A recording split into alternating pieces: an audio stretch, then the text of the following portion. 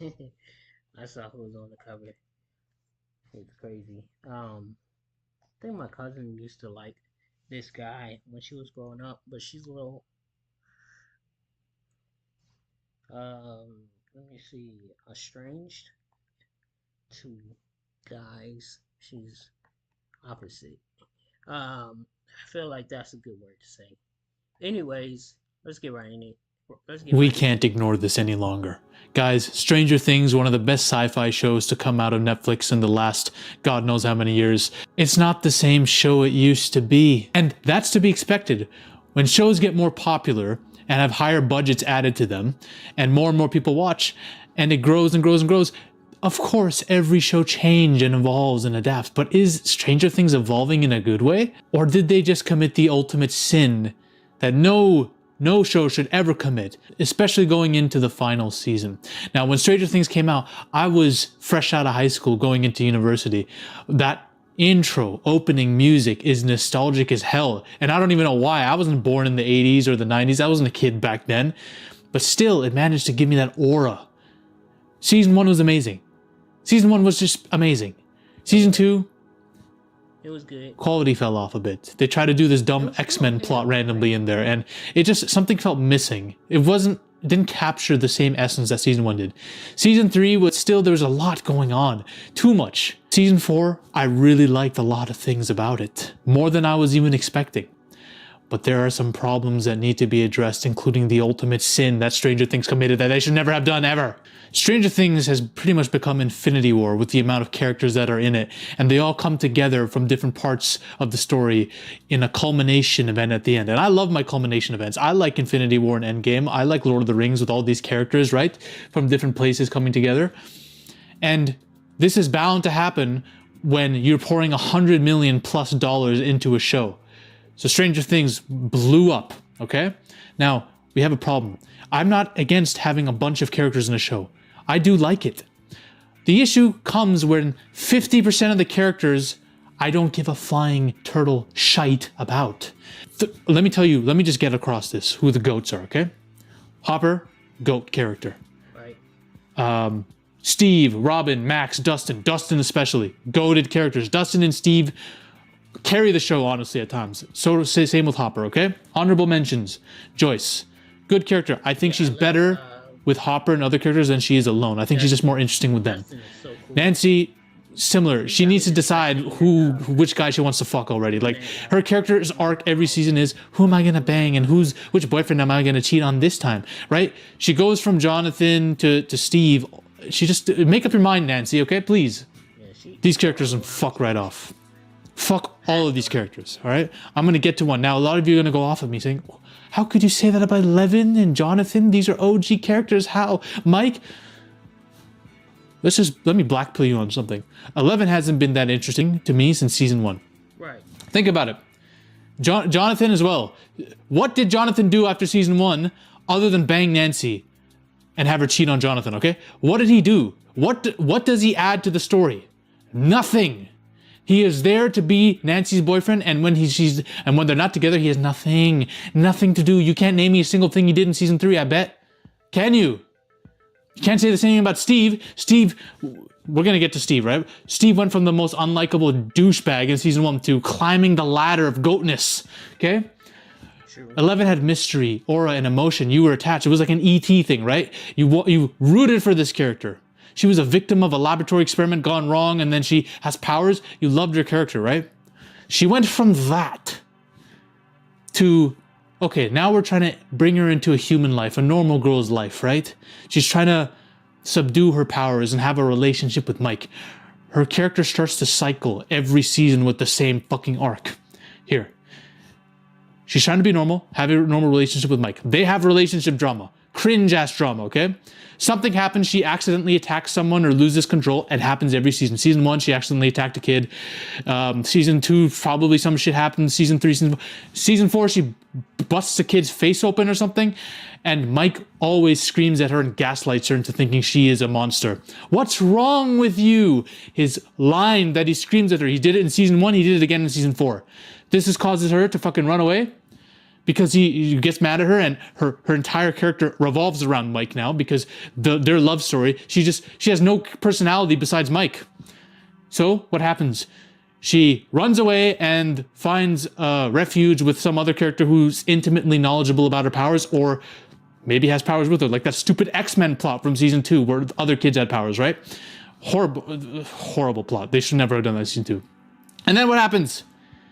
She gets the power back, the confidence back, and through someone will give her a motivational speech, whether it's Hopper, Mike, whatever, and she's gonna put her hand out and defeat the villain. Ex Machina style. It happens every single season, guys.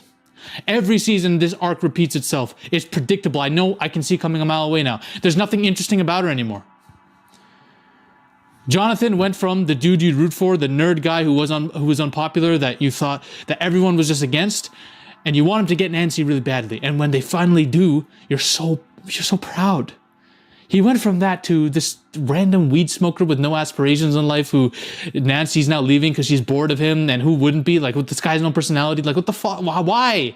Why are you doing that to Jonathan? Will's character is pathetic. He goes from being a victim, the first victim of the Mind Flayer, or Vecna. We're gonna get to that shit.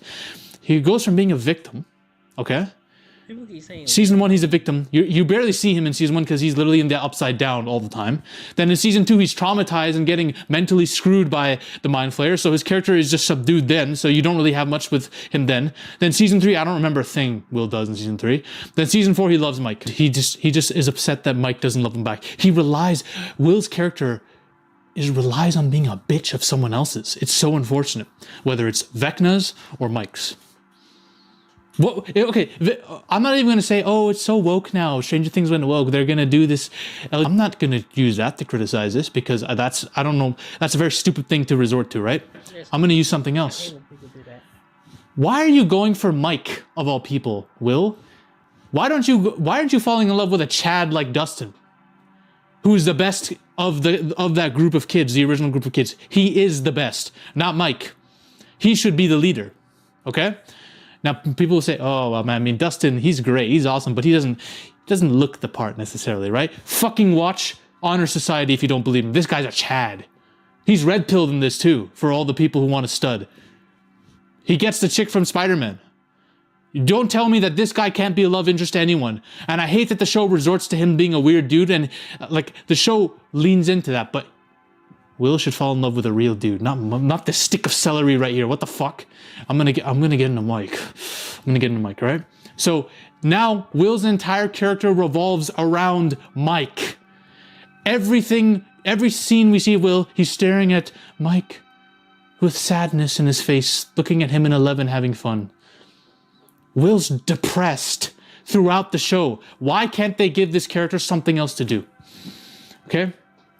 There's one great scene, though, with him and Jonathan where they console, where he kind of comes out of the closet to Jonathan, and Jonathan tells him everything's going to be okay. It's a great scene. Beautiful acting done by both of them. It's the best scene Jonathan has, arguably, in the last 2 seasons. And same with Will. This is like the one scene I remember of them, and I'm like, oh, that's what I'm talking about, guys. And yes, you wouldn't have had the scene if you didn't have Will go through this shit. I get it, but come on. Come on, man. We need something else. I don't want Will to just be depressed over Mike of all people. And that is so sad to see that his life revolves around Mike's groin. He's a hoverer. He's a meat watcher. And that brings us to the anchor that is dragging both these main characters, Will and Eleven, into the Atlantic. This piece of dog shit right here. I hate this dude's face, man. I have nothing against the actor. Finn did a good job as Mike, I guess. But this character is the most overrated dude in the show. People like this dude. This is why I think the majority of people in life are just going through the motions. They like this dude, okay? There are characters I dislike in shows. It's not that I just have something personal against Finn Wolfhard. I hate Felicity. I hated her, what she did to my show, Arrow. Beautiful woman, but I hate her. Same with Iris West. Beautiful as hell, but I despise her. Elena Gilbert, yes, I watched Vampire Diaries. There's some guilty pleasure stuff that I've seen, guys, so don't come at me. All of these beautiful women that have such promise, and they ruined my shows. These all happen to be CW shows too. It's so funny. Stranger Things is Netflix, but it sometimes turns into a CW show. And then we have this fucker, who I hate more than all of them put together. He needs to die in the most brutal way possible. And I have an idea as to how, okay? Now, he went from being the leader of the group when Will was kind of kidnapped by the Upside Down. And you liked him. I never liked him, by the way, but I could see why people liked him then. Then he goes from that to this douchebag that you don't want anywhere near your daughter or your sister. The guy who's just prowling for the girl. He just goes from leader to simp. And it goes to the point where his character just revolves around being Eleven's boyfriend. That's his personality. He was friends with other dudes. He did other things, and then he just revolved around her. It gets to the point where it's so bad that Will has to remind him, like, yo, we're still friends, right? You don't have to just be focusing on her all the time. And Mike is getting pissed at Will for this. And I'm like, bro, Will's right. Mike, I get it. You want Will to move on with his life past you because you're grown up. You've grown out of that friendship. But you look like a douchebag, bro. And listen, the real leaders of the group have always been these two, the GOATs. Max came into her own season 4 with running up that hill sequence, and Dustin's always been the GOAT, okay? And he's a textbook gaslighter, not only to Eleven, where he screams in her face, what's wrong with you, after she accidentally loses control, because she would lose control, she's a lab experiment, but he tries to gaslight Hopper. Hopper is being protective of his daughter, rightfully so, and Mike's trying to make it look like Hopper's the crazy guy. Fuck off, Mike. He ruins these other characters. That's why I hate him the most, because he drags them down, and that in turn drags down half of the story of the season. I hope that somebody just like accidentally, let's say like Will is checking out Dustin or something and accidentally pushes Mike into oncoming traffic. Like I hope he gets hit by an ice cream truck or something, man. I just need him dead. These people all day, and Hopper. This is what I like. I don't like anything with these characters, okay? Now let's get, oh, by the way, come on, man. This just makes me sad. Eddie is one of the best add-ons to any show ever. He is the hidden gem of the season. Everything about him, his personality, he's interesting. He's a Dungeons and Dragons biker dude, kind of dude, who's like part of this Hellfire Club. And he has a great relationship with Dustin. Why the fuck is Mike in this picture? Get him out of this fucking picture. He has a great relationship with Dustin. That chick, Chrissy who's depressed. He's the first guy to put a smile on her face right before selling her drugs, but we don't need to go into that. He shows off his personality to her in the forest in like, I think episode 1 or 2. And it's great. You're like, God damn, this guy's a cool dude.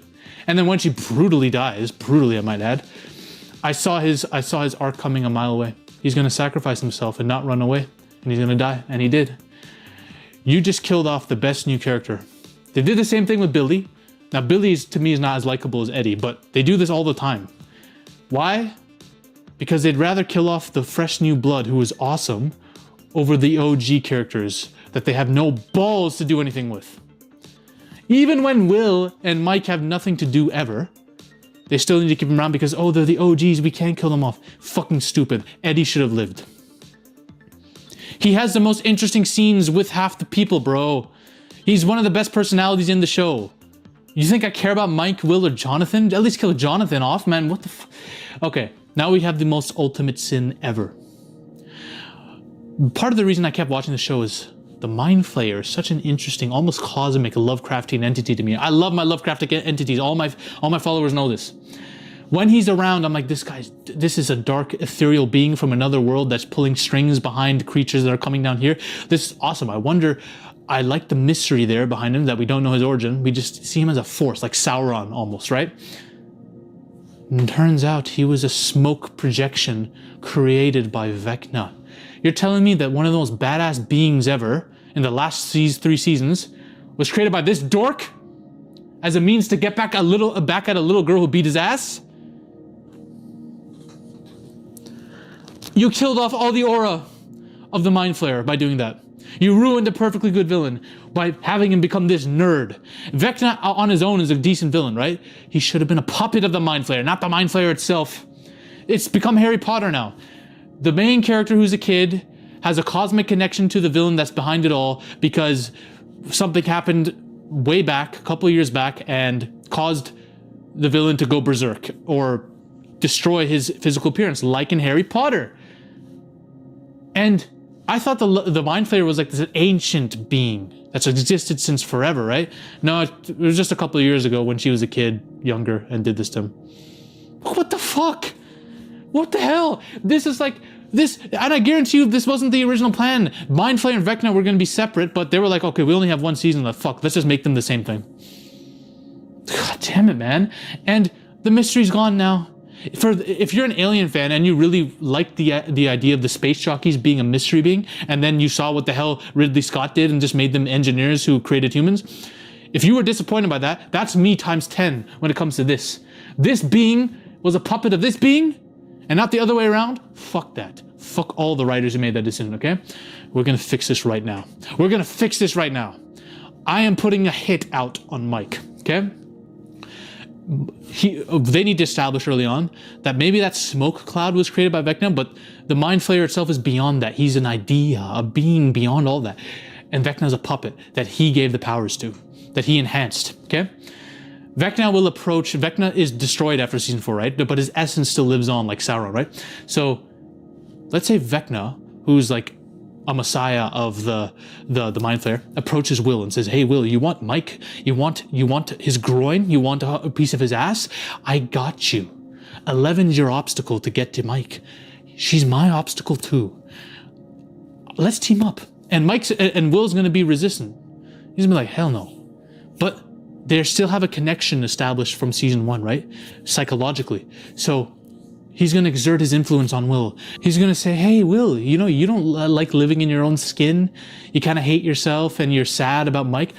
Let me take over. Let me give you some powers. And in return, I'll take 11 from you. So Will give in. All right? We're going to see evil Will in this season, okay? They're both going to ambush 11. 11's going to be taken and nearly killed, put in a coma, and the Mind Flayer is going to be sucking her essence, okay?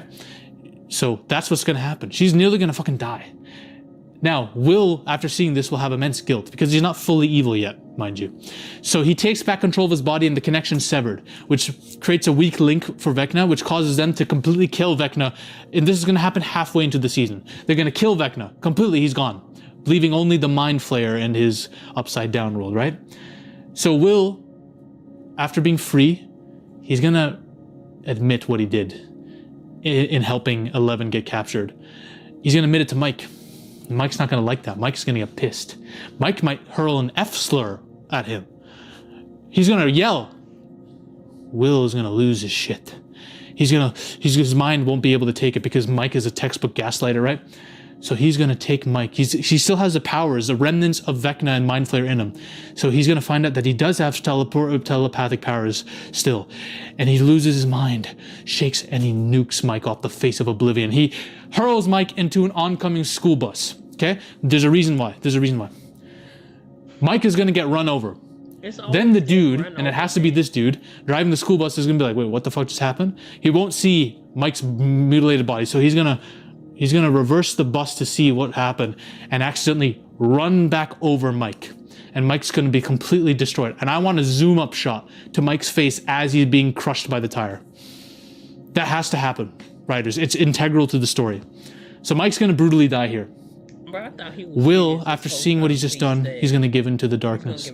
And the Mind Flayer itself is going to exert all its influence on Will, possessing him completely, like he did with Billy.